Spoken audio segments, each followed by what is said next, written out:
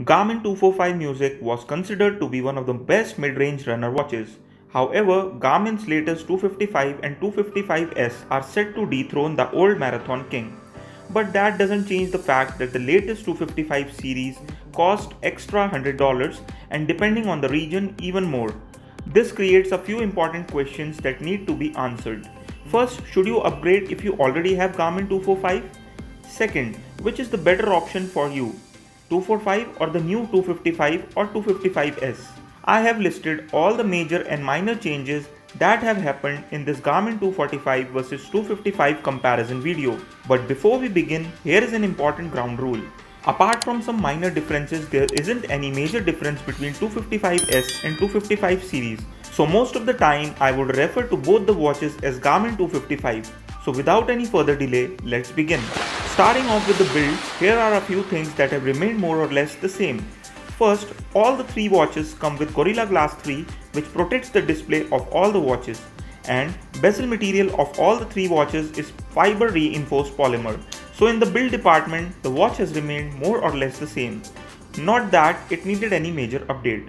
One thing that has changed is the size of the watches. There are now two variants of Garmin 255. One is your 255 and other one is the 255S. The main difference between the two watches is the size of both watches. 255S is smaller than the regular model. As you can see on your screen right now, 245 and 255S are more or less the same in size. 255 on the other hand is way bigger than 245 and 255S. In the display department, 255S features a lower resolution of 218 by 218 compared to 240 by 240 of Garmin 245. On the other hand, Garmin 255 features an improved 260 by 260 resolution display. The display technology used on all the three watches is translective memory in pixel display. The weight of Garmin 255 has increased by 10 grams compared to Garmin 245, and the water resistant rating of both the new watches is the same as previous generation Garmin 245. So in the build department, apart from more sizing options, all other things remain more or less unchanged. Let's talk about what's new in health monitoring department of Garmin 255. Here I would be discussing what's new in Garmin 255. Instead of listing all the features the watch has to offer, I will be only talking about the new ones. And 255 also means 255S here.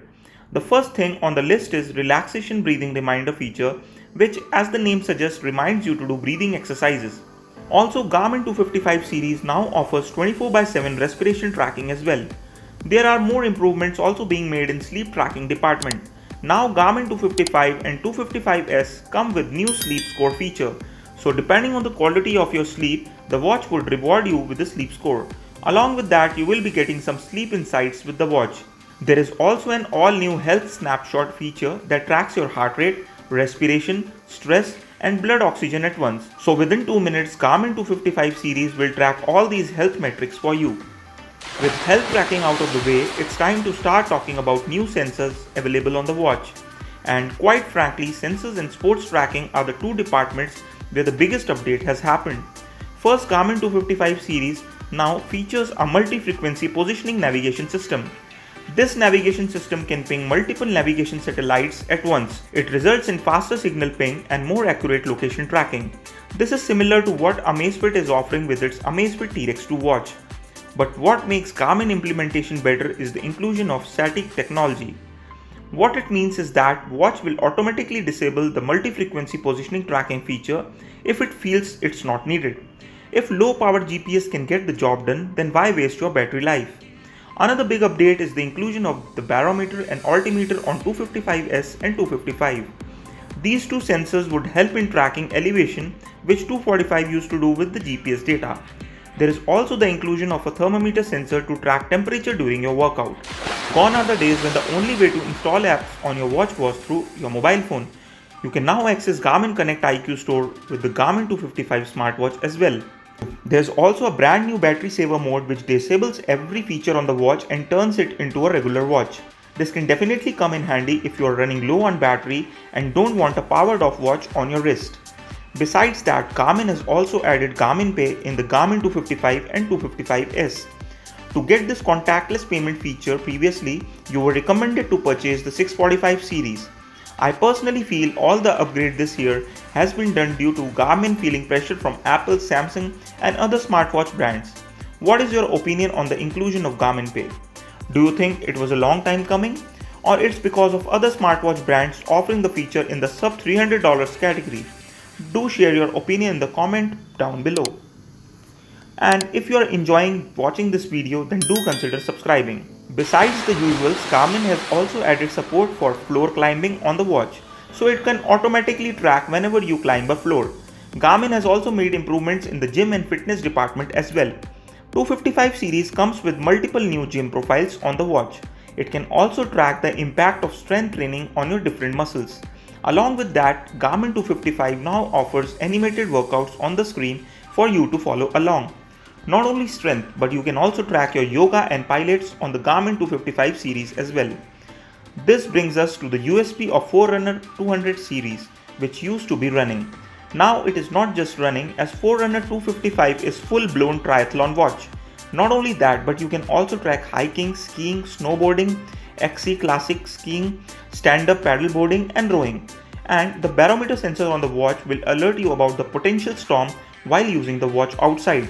Garmin Forerunner 255 can now also track your total ascent and descent, vertical speed, projected waypoint and track sun and moon time. Similarly, Garmin 255 can now track open water swimming and cycling as well. Along with that, there is support for 3 new cycling profiles in the Garmin 255. And both the watches offer way more cycling and swimming metrics as well. So which one should you buy? If you need to track more than running, then without a doubt go with Garmin 255 series. You will also be getting new features like Storm Alert and Garmin Pay.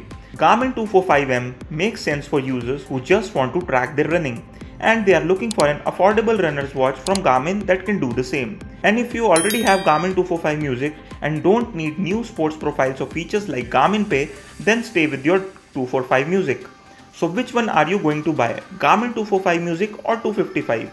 Do tell me in the comment box down below. By the way, I have made plenty of videos on Garmin 245M. You can access the playlist using the I button.